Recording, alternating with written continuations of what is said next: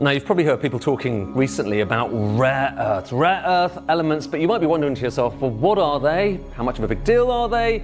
And should we be worried about them? Most people walk past a polluted creek without thinking twice. A streak of orange water, a sour metallic smell, a place you avoid, not investigate. But in parts of the United States, scientists found something inside that dirty water that changed everything. Because beneath the rust-colored foam and jagged rocks, hidden in the very streams people once called dead, lies a resource powerful enough to reshape global politics. The coal mine drainage is a challenge because so many of the operations that created the problem have gone bankrupt and aren't there anymore to deal with it, and they've generated a pollutant source that could last for thousands of years. Revolutionize American manufacturing and challenge the dominance of a rising superpower. This is the story of how toxic sludge inside abandoned coal mines became one of America's most valuable discoveries, and why China isn't happy about it. The creek that bled orange. If you had walked along Decker's Creek in northern West Virginia 20 years ago, nothing about it looked alive. The water ran a violent orange. The rocks were stained red and brown. The smell, sharp, metallic, unmistakable, hung in the air like a warning. Locals didn't dare fish there. Children were warned not to swim. Even insects avoided it. To swim in a creek that's bright orange. And who wants to fish in a creek where you're not going to catch fish? The creek wasn't sick.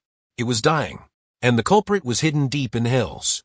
Abandoned coal mines filled with fractured stone and a glittering mineral called pyrite, fool's gold.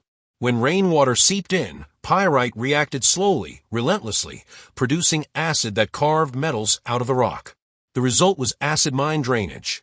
Water so corrosive it could eat through pipes, poison wells, and turn a stream into a lifeless channel of waste.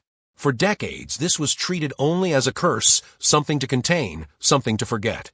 But then, scientists noticed something strange. The very metals being ripped from the rock weren't just iron and aluminum. They were something else, something far more valuable. And then, ideally, if there is assistance that we can provide with helping in a growing greener grant for remediating some of these sources, that's what we want to do in the future. Rare earth elements, the same metals used in fighter jets, smartphones, electric cars, wind turbines, and modern weapons.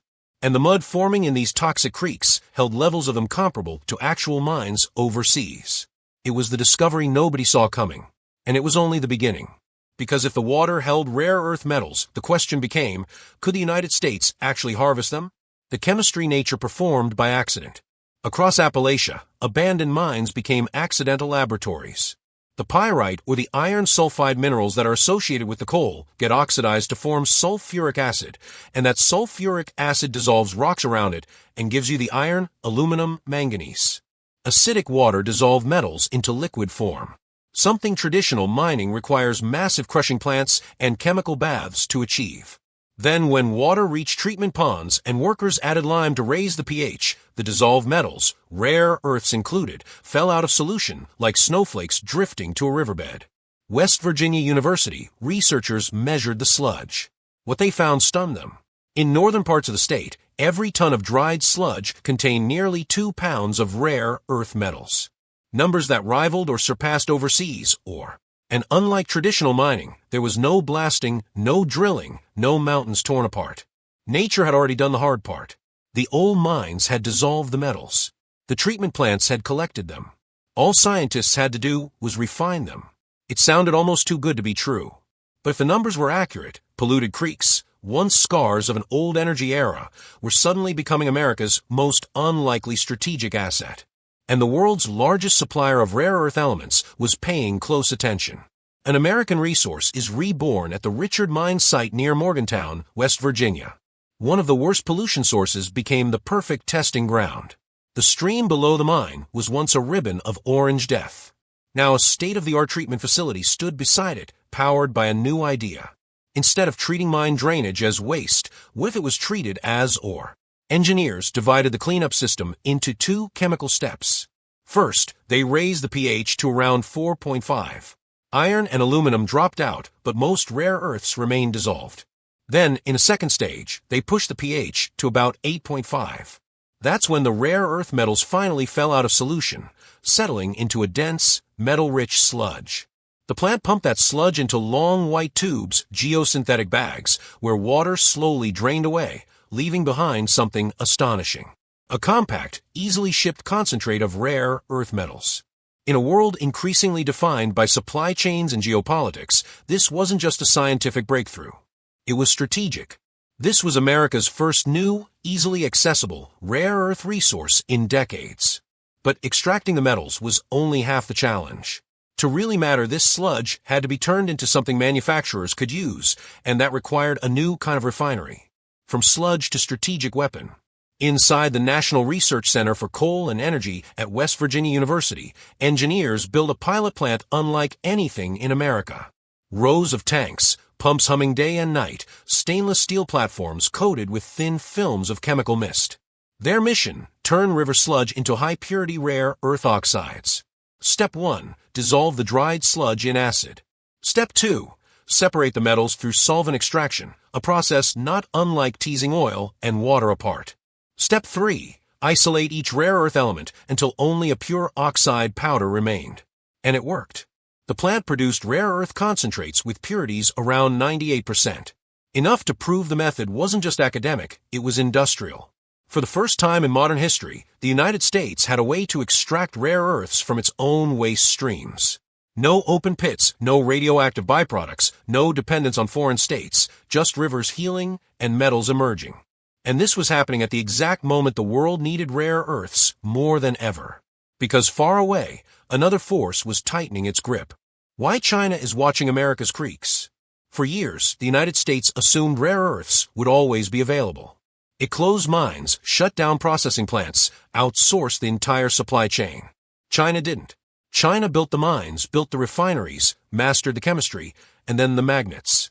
Today, China controls 70% of the world's rare earth, or nearly 90% of its processing, and over 90% of the final magnets that power electric vehicles. Magnets inside missile guidance systems, magnets in fighter jets, submarines, and wind turbines. And beginning in 2025, China began leveraging that dominance.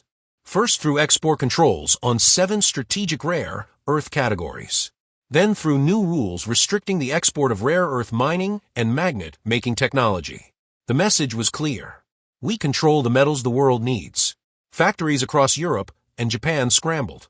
Automakers warned of shutdowns. Magnet shipments plunged by 75%. But in the United States, something had changed. For the first time, the country wasn't completely powerless.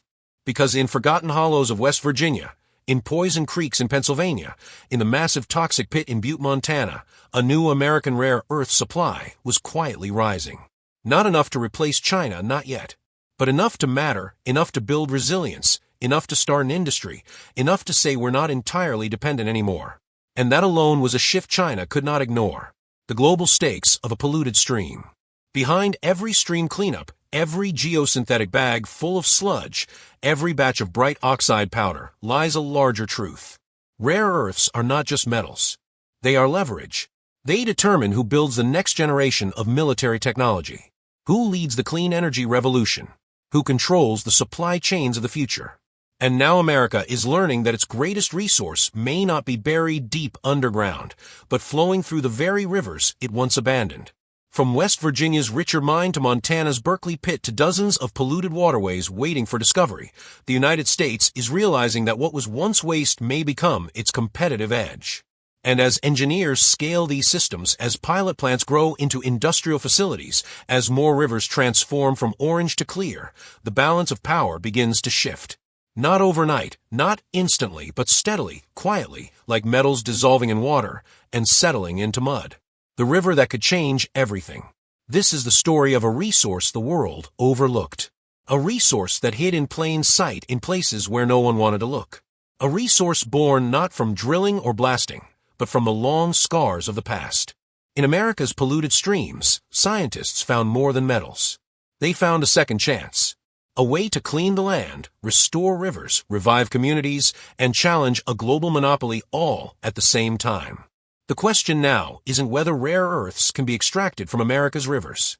It's how quickly this discovery can scale, how far it can grow, and how it will reshape the balance of power in the decades to come. Because somewhere between the orange-stained stones and the quiet flow of a recovering creek lies a future the world never expected. A future that begins with water.